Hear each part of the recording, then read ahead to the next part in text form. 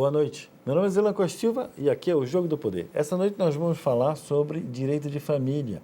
Quais foram as questões durante a pandemia que mais foram discutidas no direito?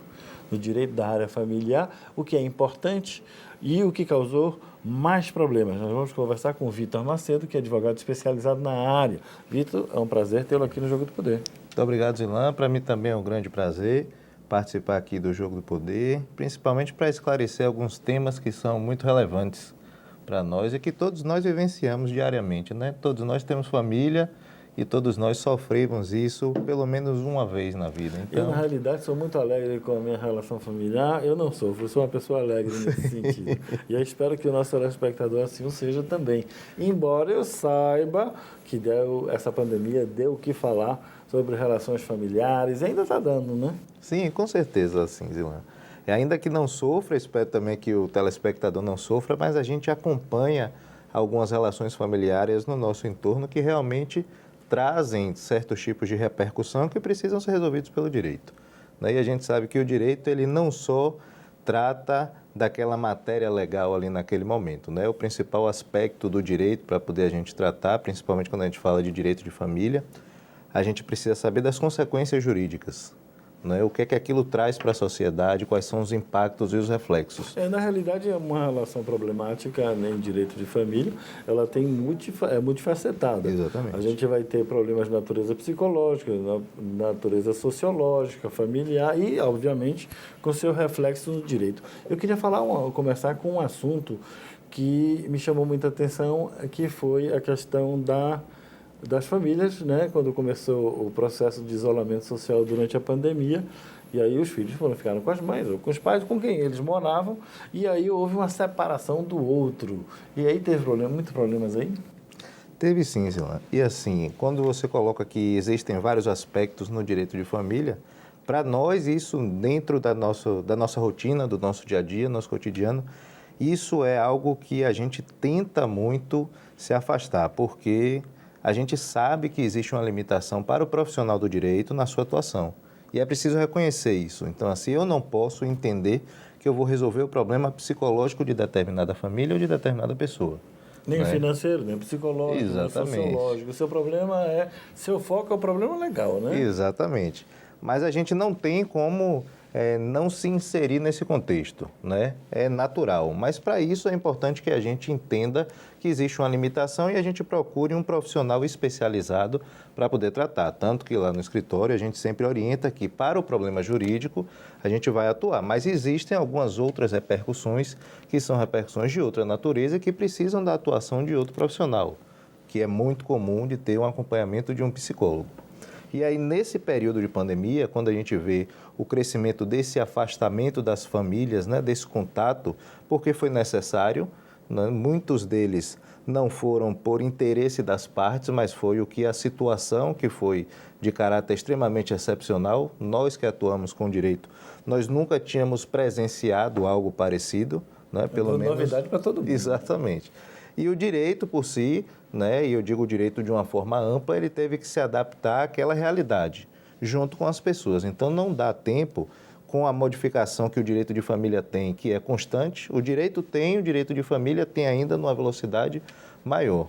E a gente recebeu isso no período da pandemia com uma velocidade que a gente não conseguia acompanhar. Então nós tivemos que encontrar soluções a partir daquele momento que fossem soluções possíveis, não ideais. Qual foi o problema mais comum que você recebeu?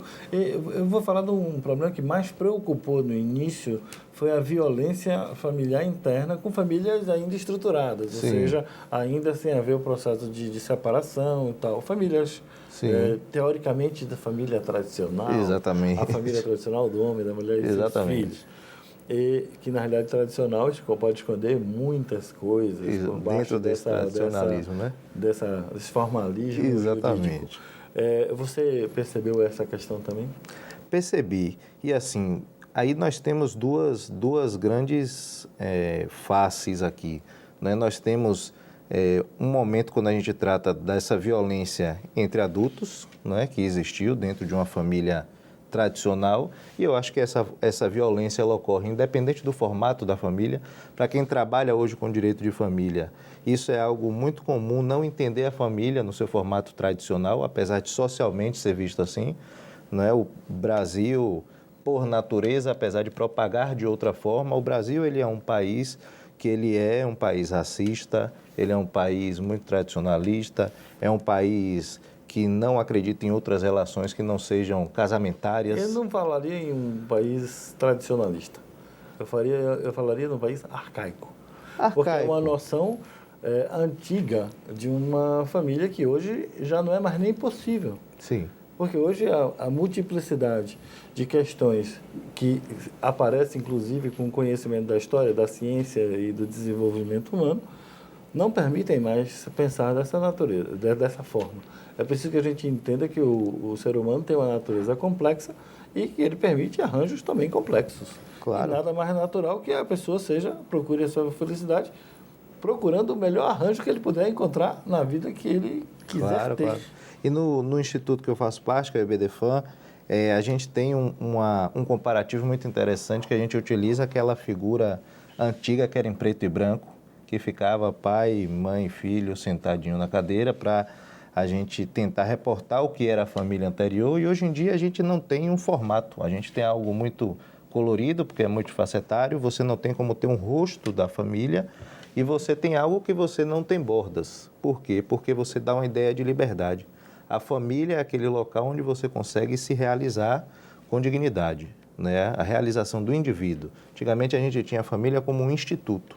A família era preservada como um instituto, uma instituição, né? E hoje em dia ela é preservada dentro da dignidade da própria pessoa, né? Da dignidade da sua realização. Então, quando eu tenho, num período de pandemia, esse primeiro momento em que não há como você realizar a sua dignidade... Isso é um conceito revolucionário. Eu estou pensando aqui, você está falando, mas é um conceito revolucionário, porque o direito sempre muito conservador, ele está dizendo uma coisa muito diferente. Não é mais a proteção da unidade familiar tradicional, mas a proteção da dignidade de cada um dos integrantes dessa família. Exatamente. Isso é uma revolução.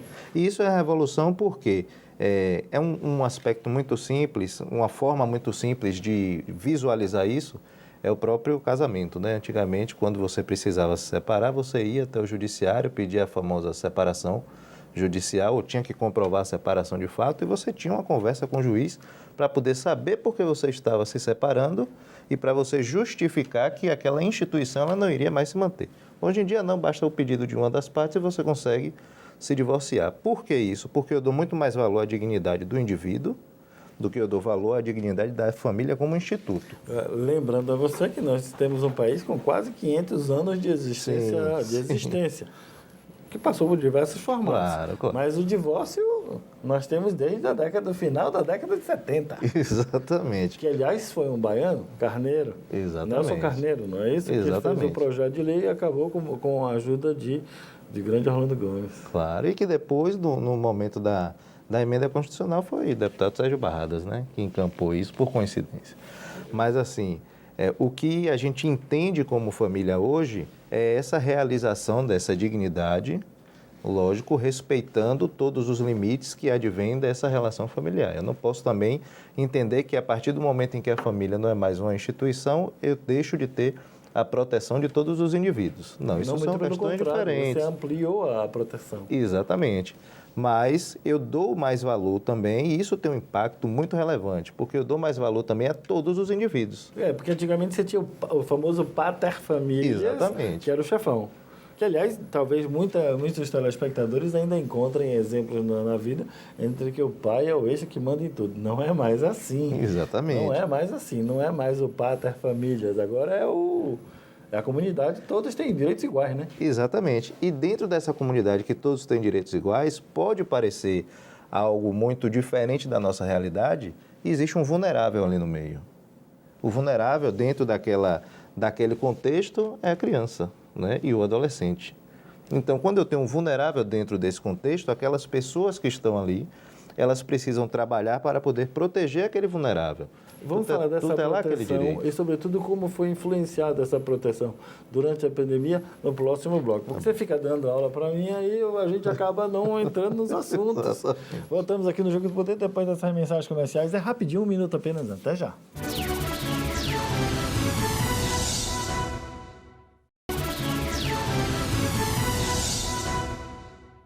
Estamos de volta aqui no Jogo do Poder, conversando com o Vitor Macedo. Nós estamos falando de direito de família. Nós estamos falando da prática do direito de família, sobretudo durante o período de pandemia. Vitor, no bloco passado a gente falou um pouco genericamente sobre direito de família, etc. Mas na pandemia, concretamente, o que é que você experimentou de maior tipo de problema? Assim, nós experimentamos junto com o Poder Judiciário, porque eu acho que a gente tem que entender também o Poder Judiciário como uma estrutura única, não é? Então, não adianta a gente acreditar que os problemas serão resolvidos única e exclusivamente pelo advogado, como se não fosse parte de um sistema integral de justiça, né? Sistema integralizado. O advogado pede que eu ainda o juiz. Exatamente. Mas todos nós fazemos parte de um único sistema, né? Que é o sistema de justiça. Então, nesse período, eu acho que foi experimentado pelo Poder Judiciário, pela justiça em si, pela população, principalmente relações que envolvem a dissolução dos vínculos, né? Aí eu trato também não só de vínculos que sejam conjugais, né? A gente teve um aumento do número de divórcios e de dissolução de união estável que foi assustador. No primeiro ano foram 87%, o aumento foi 87% o aumento do número. E depois... As pessoas que estavam casadas descobriram que não conseguiam viver Que não juntas. conseguiam viver 24 horas. Mas teve juntos. muita gente que casou também nesse período. E teve muita gente que casou, mas ainda assim não foi a mesma quantidade. Agora, a gente não atribui isso também única e exclusivamente ao período da pandemia, né? Porque um processo de separação, e aí a gente não está falando do processo judicial em si, mas de quando você começa a entender que não consegue conviver mais junto, isso vem ao longo do tempo, né? A pandemia ela só veio acelerar esse processo, né? E dizer que, na verdade, você já não tinha como conviver naquele momento e, a partir dali, você entendeu que era preciso cada um seguir o seu caminho, agora de forma Normalmente separada. as pessoas não... Quer dizer, normalmente existe o percentual dos divórcios que as pessoas, cada um segue seu caminho, todos os dois felizes e se tratando dignamente. Exatamente. Mas esses casos não aparecem no direito. O que aparece no direito é aqueles que se separaram e estão degladiando as crianças no meio da briga geral. Isso. E como é que fica essa situação? Que foi a outra matéria que chegou muito ao Poder Judiciário, que hoje é alvo da maior preocupação de todos os profissionais que atuam com direito de família, são as ações de guarda ou que envolvem a guarda das crianças e que envolvem a convivência. Isso mudou alguma coisa? Isso, no período da pandemia, mudou um pouco porque as pessoas tiveram que resolver os seus problemas, muito sozinhas, porque o judiciário não dava conta de atender no tempo que eles pretendiam. E aí as pessoas entendiam que tinham que fazer determinados arranjos para poder viabilizar uma convivência possível. Até porque a gente tinha uma certa restrição com relação ao trânsito das crianças, que eram vetores de transmissão, né? E quando os casais se separam, normalmente a mulher diz assim, eu não vou deixar ele nunca mais ver os filhos dele. Sim. Isso tem muito, não é? Isso tem muito. E a gente tem também aqui na Bahia e em boa parte do Brasil, a gente tem uma justiça que é maternalista. O Poder Judiciário ele é maternalista. Então, ele entende que o direito de ficar com a criança e de conviver com a criança é um direito da mãe, né? Mas não é isso que o direito como um todo, como as normas como um todo, prevêem, né? A gente Teve muita mãe aí que tentou evitar que o pai encontrasse os filhos, né? E utilizou a pandemia como justificativa. E conseguiu? Muitas delas conseguiram. Mas oficialmente conseguiram? Oficialmente com a decisão judicial. Por quê? Porque a gente passou a encontrar, passou a buscar determinadas soluções, que seriam soluções que permitiriam o contato e a convivência, mas que não tivesse o contato físico, porque a gente realmente tinha uma restrição. Eu vou dizer uma coisa, juiz é ser humano, de vez em quando erra, e isso aí foi um erro crasso. Com certeza absoluta. Mas, assim, Senhor juiz, isso foi um erro crasso. Não, e a gente fala de juízes que realmente, pelo menos aqui na capital, a gente vê que muitos juízes, eles têm sensibilidade em determinados casos. E para trabalhar com direito de família, você precisa ter essa sensibilidade. Agora, todos foram pegos de surpresa, então você tinha ali dois valores que estavam sendo ponderados. Ou eu coloco a criança ou o adolescente ali em risco, né, pelo trânsito que ela iria fazer, ou eu coloco sobreponho aqui a necessidade de convivência da criança. Você concorda comigo que a maternidade é uma coisa muito, apesar de existirem os distúrbios de maternidade, sim, e também não existe nenhuma... Inclusive, já tivemos aqui no nosso programa uma psicóloga falando sobre as questões da maternidade, que nem sempre é uma coisa positiva, né? Sim. Do ponto de vista psicológico. Tem, sim, seus problemas também, ocasionalmente. Claro. Não é sempre o mar de rosa. Sim. Mas, normalmente, a mãe tem uma relação de amor muito mais forte, um vínculo, porque é algo que sai dela. Sim. Mas o pai não. O pai estabelece o vínculo através do convívio, através do enxergar do filho, da proximidade e da construção do amor. Exatamente. Quando você faz um processo de afastamento desse, onde a guarda está com a mulher não quer deixar nem o pai falar com os filhos, acaba afastando o amor, de forma que pode haver até uma perda desse vínculo para sempre, né? Exatamente. E o efeito disso, quando você está no desenvolvimento da sua personalidade, que a gente chama, e aí tem aquelas divisões de primeira infância, segunda infância, adolescência. Quando isso acontece nessa construção, isso tem um impacto que a gente fica muito preocupado, quem trabalha nessa área, um impacto social. Né? Não é só um impacto dentro da família, dentro daquele laço paterno-filial que tem entre pai e filho, entre a família paterna e aquela criança, porque quando você quebra um vínculo desse, muitas vezes você quebra um vínculo com toda a família. Isso é que a gente chama de alienação parental? Mas a alienação parental, hoje em dia a gente tem muito cuidado de falar de alienação parental, porque muitas pessoas entendem como não conseguir falar com meu filho pelo telefone um dia, no outro dia aparece no escritório e diz que está sofrendo alienação parental. Não é isso. Né? O que é alienação parental? O que pode ser feito? Alienação parental é uma síndrome que vem aí da década de 80, né? Que já foi estudada por um psiquiatra há muito tempo, e isso veio aparecer para o direito já no começo do século. E a alienação parental ela é uma conduta reiterada que um dos genitores ou o guardião, porque muitas vezes pode ser avô, avó, tio, implanta na cabeça da determinada criança ou adolescente uma falsa realidade. Né? Então, assim, quando a gente se depara com uma situação real de alienação uma falsa realidade, parental, que coisa bonita para dizer uma mentira descarada. Exatamente. Mas, assim, é uma falsa realidade por quê? Porque a criança acredita no fato que ela narra. Né? Em casos mais graves, a criança acredita que ela foi abusada sexualmente. Isso já existiu? Já existiu. Então, assim, a criança, ou a mãe ou o pai, ela cria uma história e um cenário na cabeça da criança, a criança cria uma resistência com relação a outra parte, passa a não querer conviver e declara expressamente que foi abusada sexualmente, e existe uma dificuldade da prova, é muito difícil, porque assim, você está tendo o peso da palavra de uma criança que é um vulnerável, que não tem condições de se defender e que está declarando ali em juízo ou para um psicólogo, uma ou para quem acompanha, um fato que não existiu, mas que ela está dizendo que o fato existiu. Que foi isso você não está negando que pode ter existido também. Exatamente. Em determinados casos. Em determinados casos pode ter existido. Mas quando você trata da alienação parental, aquele fato ele não existiu. Então a dificuldade que nós temos é comprovar que aquele fato não existiu, demonstrar que aquilo é alienação parental e existem as consequências decorrentes da alienação parental. Mas a alienação parental não é somente isso, tem também outras condutas, né? Não, tem diversas condutas. A própria lei, ela elenca no artigo 2º ou 3º, salvo engano, algumas hipóteses do que seria alienação parental. Por exemplo, um pai ou uma mãe, como ele não precisa da autorização do outro para transitar dentro do território nacional, ele muda o domicílio sem avisar ao outro genitor. Isso dificulta o acesso. Porque aí ele não sabe nem onde a criança está. Porque existem diversos estudos que demonstram que a natureza desse ato ele não vem única e exclusivamente porque existe um amor exacerbado por aquela criança. Pode ter uma finalidade para poder atingir a outra parte, porque sabe da importância daquela criança. Não é por amor, é por vingança. Exatamente. Normalmente acontece assim. Mas aí o judiciário dá a solução para isso, né?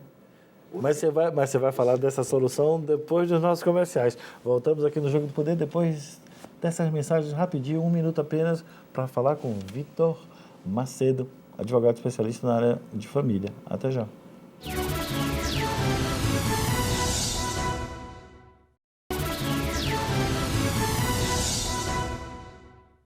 Estamos de volta aqui no Jogo do Poder, falando com o Vitor Macedo. Nosso tema hoje é família, direito de família e os problemas que a pandemia causou aí nessa área. Vitor, a gente estava falando um pouco de alienação parental.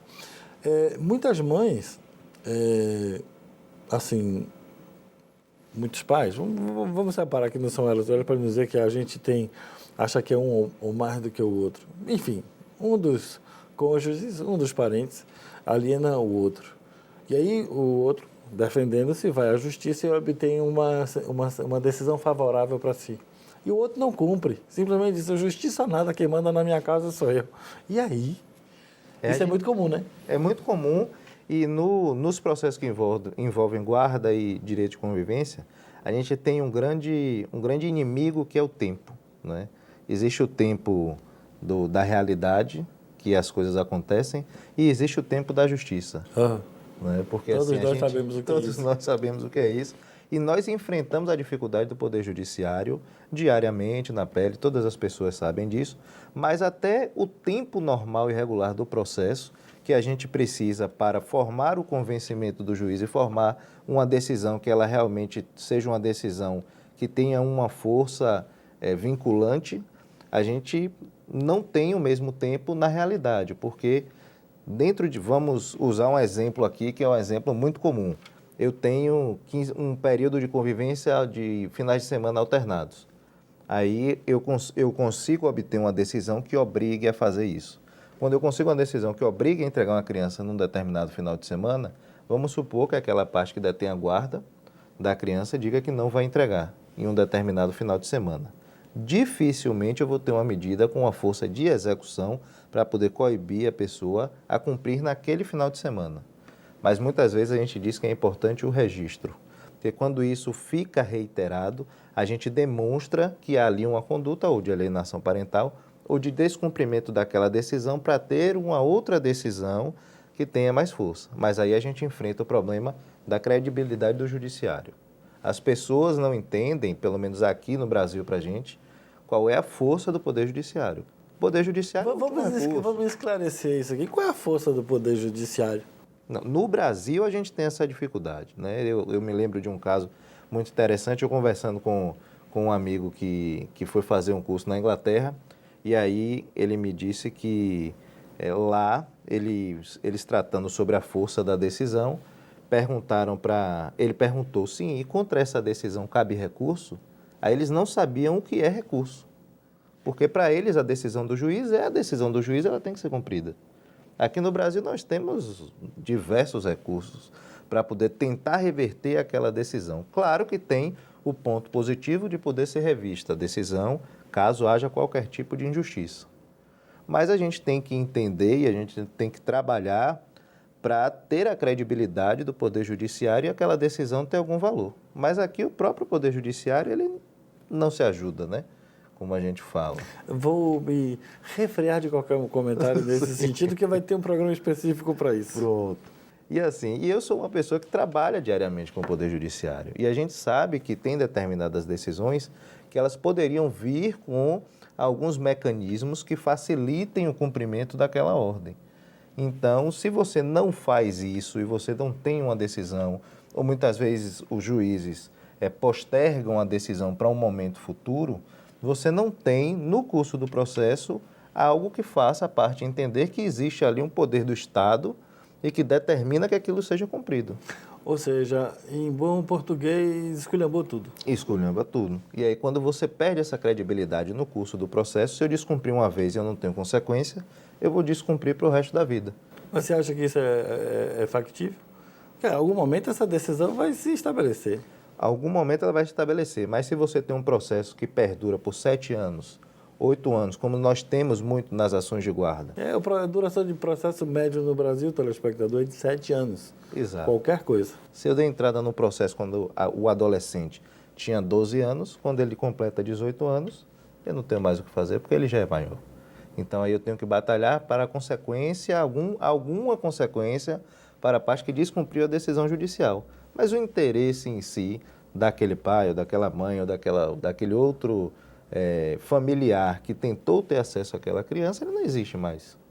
Eu já perdi os 7 anos de convivência, eu não tive uma decisão que foi cumprida, e eu acabo perdendo a credibilidade do judiciário, e eu falo muito isso com alguns colegas, que é a credibilidade do judiciário como um todo. Porque eu vou ter no meu histórico a ideia de que houve um processo em que eu não cumpri e que o judiciário não me fez nada para cumprir. Então, se eu tiver um outro processo e eu não cumprir, pode ser também que o judiciário não faça nada para eu cumprir. Então, eu afeto a credibilidade do judiciário como um todo. E eu passo a retirar da decisão, que para nós é extremamente importante, para a sociedade como um todo é extremamente importante, a força vinculante que ela deveria ter para regular aquela relação social. Dizer o quê sobre isso? Isso, Falta o quê? Falta credibilidade do judiciário, falta o quê? Falta autorrespeito do judiciário? falta autorrespeito e falta, eu acredito que hoje em dia se transfere, eu tenho visto muito isso nos processos, o judiciário, ele, como justificativa, ele transfere para as partes a decisão para regulamentar aquela relação. Mas aí você tem alguns problemas, por exemplo. Recentemente, vamos aproveitar o nosso queridíssimo prefeito de Salvador, que é um exemplo importantíssimo nessa circunstância, declarou em televisão que não vacinou o filho que ele tem com a atual esposa e não vacinou os filhos antes, embora seja um grande defensor da vacina. Por quê? Porque ele disse que a sua ex-esposa, mãe dos filhos, não é contra totalmente a vacina e, portanto, ele não poderia interferir. Como é que fica uma situação como essa, meu caro? Isso tem chegado muito ao judiciário, que é a decisão sobre a obrigatoriedade ou não da vacinação das crianças. Isso já vem desde o ano passado, na verdade desde o final de 2020, começou a se trabalhar sobre isso. E existe essa controvérsia entre pais e mães sobre a necessidade de vacinar ou não a criança. Muitas pessoas Em tese não existe obrigatoriedade, porque o próprio Ministério da Saúde diz que não é obrigado a vacinar essas crianças, embora eu acho que essa posição é completamente equivocada. Exatamente, até porque você tem estudos científicos, que demonstram que há uma necessidade de fazer isso. E o órgão que é responsável por apresentar o estudo técnico-científico é a Anvisa. Então, o grande conflito que existe, que chegou até o Supremo, na verdade é o seguinte: existe uma previsão legal, existe no ECA, uma previsão legal, no artigo 14, salvo engano, que determina que a vacinação ela é obrigatória, desde que haja inclusão no cadastro da autoridade sanitária competente. E a autoridade sanitária competente, no Brasil, seria o Ministério da Saúde. Aí eu não sei se eu concordo com você, não. Porque a Anvisa não tem autonomia. Mas ela é uma agência reguladora, ela é uma autoridade que regula. Exatamente. Ela tem um papel específico. Exatamente. E o papel específico dela é apresentar o estudo técnico-científico. Então, se essa agência reguladora é que apresenta o estudo técnico-científico, caberia ao Ministério da Saúde acolher aquilo que está sendo apresentado como autoridade competente, porque isso estaria enquadrado dentro do que prevê o ECA. Só que, por outro lado, existe uma previsão constitucional, que é superior a todas as normas, a gente sabe, que determina que é preciso a família, a sociedade e o Estado tutelar a criança com prioridade absoluta. Mas aí fica muito complexo para o que a gente tem de tempo nesse bloco. Vamos deixar essa pergunta e essa resposta para o próximo. Voltamos aqui no Jogo do Poder depois dessas rápidas mensagens comerciais com o Vitor Macedo, especializado em Direito de Família. Até já, rapidinho.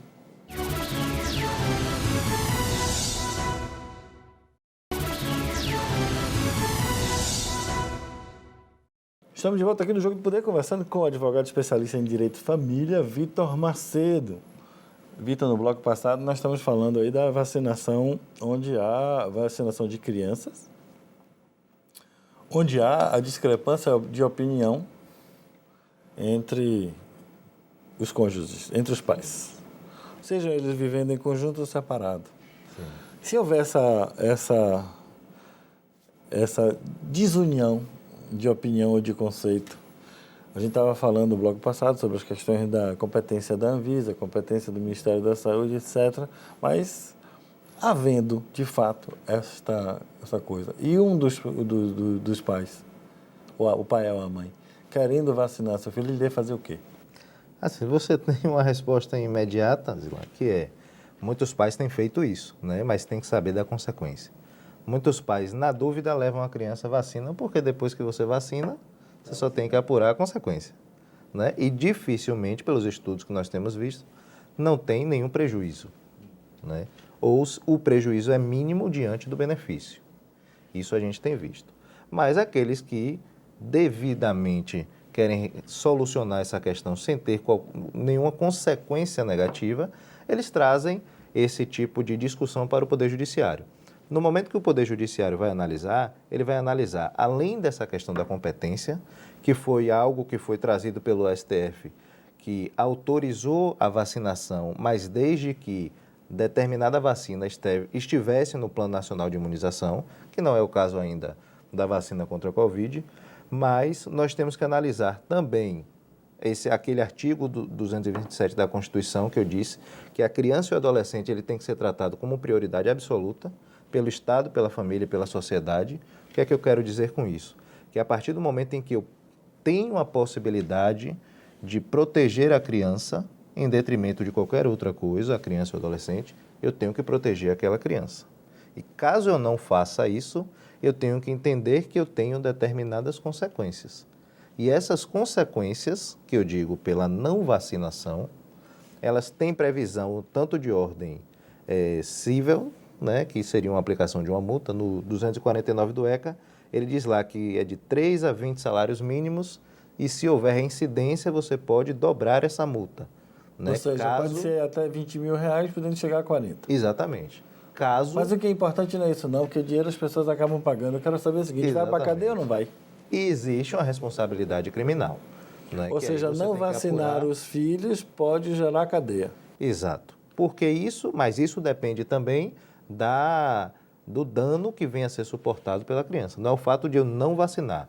É se eu não vacinei e aquela criança sofreu algum problema de saúde ou tiver algum risco de vida, claro que pode levar à morte, nós já vimos as consequências da Covid, ou venha a afetar pessoas que estão no convívio, é muito importante saber disso, porque as pessoas acham que está restrita aquela relação ali e, no fim das contas, ela acaba contaminando uma outra pessoa, transmitindo o vírus, e essa pessoa vem a falecer ou vem a sofrer algum tipo de dano, e isso pode ser atribuído ao pai ou responsável que não levou para a vacinação. Se você tem uma criança que convive com o pai e em determinado momento precise conviver com a mãe e essa mãe ela está convivendo com uma pessoa de idade ou que tenha comorbidade e essa pessoa que convive com a mãe, quando tem contato com essa criança, acaba sofrendo qualquer dano à sua integridade física ou acaba falecendo, então isso pode ser imputado àquele que se manifestou expressamente contrário à vacinação. Então, não é o simples fato de discutir competência, é o fato de discutir uma questão de saúde, de política pública e uma discussão também sobre a integridade de todos aqueles que convivem com a criança. Deixa eu lhe fazer uma pergunta um pouco mais valorativa. Na sua prática, eu sei que você é uma pessoa jovem, mas você já tem um caminho percorrido e uma prática reconhecida. Na sua prática, e analisando a história do país, você acha que hoje a sua prática reflete um avanço para o futuro das relações familiares ou a gente está cada vez andando mais para o passado e está deteriorando as relações familiares? Eu espero que tenha sido clara a minha pergunta. Entendi. Assim, o que eu vejo é que existe uma proposição de avanço. As pessoas se propõem a avançar. Mas existe, pelo menos no Brasil, e aí depende muito da questão política e sociológica, a gente sabe disso, em todos os países do mundo, existe uma resistência muito grande, porque existem determinadas posições em que as pessoas estão acomodadas e que, para eles, não vale a pena, não é proveitoso permitir que haja esse tipo de avanço. Então, assim, se eu estou numa posição que é confortável ter, e aqui vai um exemplo que eu acho que é um exemplo muito polêmico, que se para mim é conveniente ter a mãe como responsável pela guarda dos filhos, eu vou lutar para manter a mãe como responsável pela guarda dos filhos. Mas a guarda é compartilhada. Pois é, mas mesmo na guarda compartilhada, eu tenho que ter uma residência fixa da criança.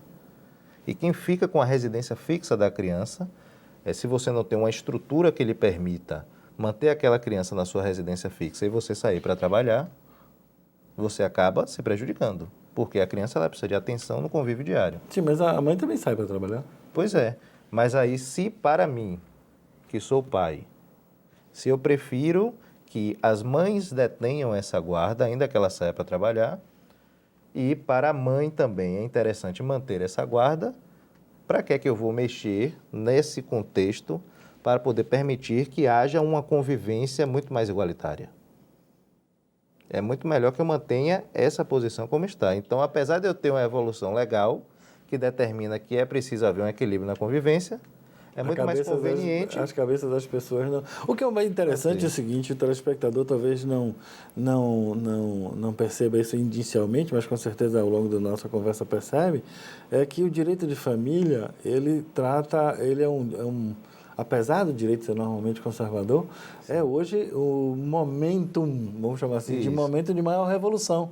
Exatamente. Porque existe um direito de séculos que estabeleceu a família do que ela foi desde a época dos romanos, poder ter família, a evolução da Idade Média, chegando ao século XVIII, o iluminismo, e agora está tudo se modificando para algo novo, que é o século XXI, o moderno, o pós-moderno, ou seja, é um direito em transformação. E quando tem todo direito em transformação, vira uma baderna. Claro, claro. E você tem um direito em transformação, mas que precisa ter determinadas regulamentações, é o que a gente fala. No direito não tem como ele crescer sem ser regulamentado. E eu não falo isso regulamentado só pela lei, né? Nós que trabalhamos com isso, a gente sabe que ele pode ser regulamentado por precedentes, por situações fáticas que existem. Aqui precedente já não é outra complicação, mas vamos lá. Mas que precisam de determinado direcionamento para poder não seguir de forma desordenada. Mas a cabeça do juiz está preparada para isso? Não. Porque nem todos os juízes são Maria Berenice Dias. Não, nem todos os juízes e 95% dos juízes não são. E assim, muitas vezes é compreensível, né, pela necessidade de compreender aquilo e por ter ali um recurso que é muito mais direto, que é você analisar decisões e a lei e não se ater ao caso concreto. E aí é uma discussão muito mais profunda de questão de estrutura do Poder Judiciário, que é algo que a gente discute diariamente, mas existe a necessidade de entender que se eu recebo um caso que está pleiteando a vacinação, depois eu recebo um outro caso que está pleiteando a vacinação, depois eu recebo outro caso que está pleiteando a vacinação. Esses casos reiterados dizem que eu preciso ter uma orientação para afirmar ali se eu vou vacinar ou se eu não vou vacinar. Agora, contra a vacinação tem também? Tem, com certeza. Até porque se você não informa ao Poder Judiciário no curso de uma ação de guarda ou de regulamentação de convivência que não tem interesse em fazer a vacinação e depois acontece algo com a criança, eu não tenho nenhum tipo de registro de que eu adotei uma cautela. É a pior das hipóteses. Ou seja, mesmo o telespectador que esteja enfrentando isso em sua casa, uma divergência de opinião, ele precisa se acautelar. Exatamente. Dizendo que ele tem interesse da vacinação. Porque senão ele pode também ser culpado, mesmo querendo a vacinação. Mesmo querendo a vacinação, até porque isso pode gerar Isso é serviço, viu, telespectador? Precisa tomar cuidado. Exato. E porque isso pode gerar um dano também, que é um dano que, se é trazido ao Poder Judiciário, você transfere para ele a responsabilidade para poder tomar determinada decisão. Lógico que com fundamento, né? Agora você acha assim, já estamos chegando no final do programa, assim, eu queria falar algumas coisas mais genéricas. Você acha ainda que a maioria dos divórcios litigiosos acaba usando, a criança acaba sendo joguete de uso de vingança pessoal de um com o outro? Com certeza absoluta. Dificilmente você vai ter um casal que ele consiga separar uma relação de conjugalidade, de casal, de uma relação de parentalidade. São duas coisas completamente distintas. São duas coisas completamente distintas. Mesmo porque o pai e mãe ele vai continuar até o resto da vida. Exatamente. Mas que quando você traz tudo isso para um processo só, você acaba misturando aquela relação. Então, muitas vezes, e isso não é incomum, os pais utilizam, inclusive, para tentar obter determinados benefícios patrimoniais dentro do próprio divórcio. Então, quando você distribui uma ação e dentro daquela ação eu tenho guarda, alimentos e divórcio, e aí a partilha dos bens, né, por consequência, e a pessoa quer obter determinado tipo de vantagem, ela diz, não, tudo bem, eu aceito ter um maior tempo de convivência se você ceder em determinado bem patrimonial. Isso é o pior dos cenários, que a pessoa não consegue entender. Mas isso daria outro nome escrito no direito penal, mas vamos deixar isso para lá. Exatamente. Infelizmente, estamos chegando aqui ao final do programa. Eu queria ver se a gente fazia outro sobre isso, para falar sobre esses temas da modernidade do direito de família e sobre essas questões mais pontuais, mas muito obrigado pela sua presença aqui. Muito obrigado a vocês, Ilan. Eu estou aqui à disposição e eu acho que grande parte do direito de família é trazer esses esclarecimentos para a sociedade, principalmente assim, de uma forma tão esclarecedora e em temas tão polêmicos. Né? Muito obrigado. Obrigado. Telespectador, as crianças precisam ser felizes e para isso os pais precisam atuar em benefício da criança e não em benefício próprio ou contra alguém. Famílias felizes fazem o mundo feliz, fazem a sociedade feliz e todos nós lucramos com isso. Voltaremos na próxima semana com mais um assunto de interesse. Meu nome é Zilan Costa Silva e aqui é o Jogo de Poder. Até lá.